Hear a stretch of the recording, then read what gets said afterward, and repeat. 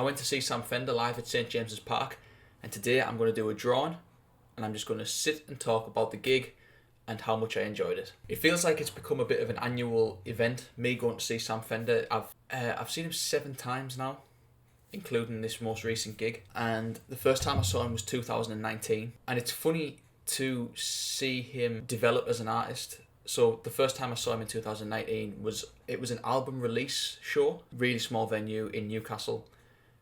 It felt like he was going to become the next big thing. I think this was already this was already building up. It's not like I can stake a claim and say that I was there in the very, very early days when he was doing, the circuit around Newcastle and all local areas and things. Like I wasn't. I was there in 2018, 2019. I started listening to him in 2018 and then got to see him in 2019. So to see him in the capacity of 1,000 people, and then I saw him in his first show at the arena in Newcastle, which is 12,000 people, I think, 12, 13,000. To then see him in a venue with a capacity of 52,000, it's funny and it's strange seeing how much he's changed and how much the atmosphere has changed and the audience has changed and how his set list's different to what it was when he first, was just starting to break through before his first album came out. It's weird. When I first saw him in 2019, he had a core fan base there, particularly young people. Like, it was young girls, really,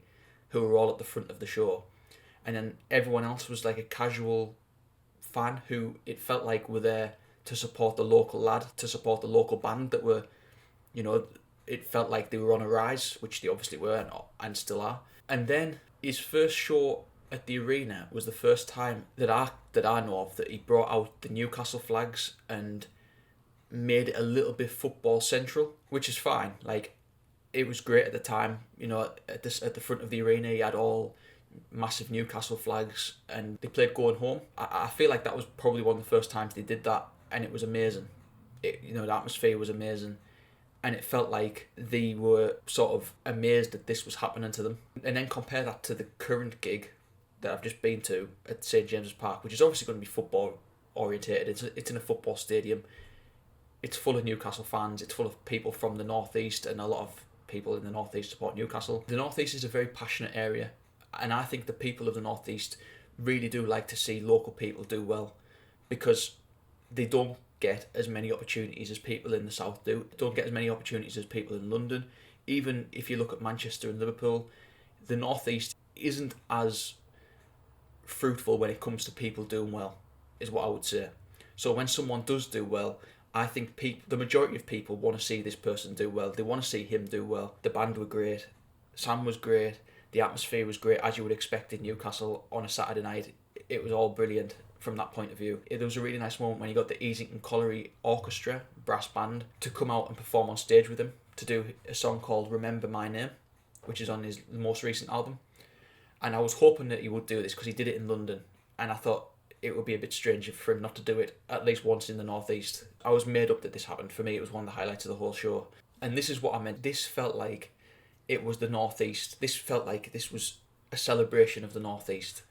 Similar to how Lindisfarne used to do Christmas shows every Christmas to people that loved the band, and local people would come together and celebrate at these Lindisfarne shows at Christmas.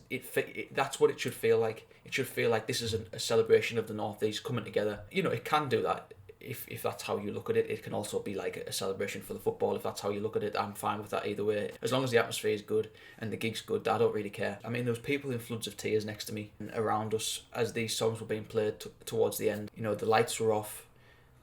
The sun was down, a really nice night, and Sam was playing a song dedicated to his grandparents and the council house that they grew up in. And I think this is what makes the North East so special. It feels like we've all got a similar sort of connection somehow. Lyrics like A Home That You Made, where your grandkids could play, very poignant and very powerful and amazing to hear the full band play the song. Like I said, I did actually go in the 2023 show that he did, the first night that he did at St James's Park, and that was amazing as well. It's interesting to see how much confidence they must have got from that first time round, because it felt like that night that was the biggest thing they've ever done. It was like that was the pinnacle of their career.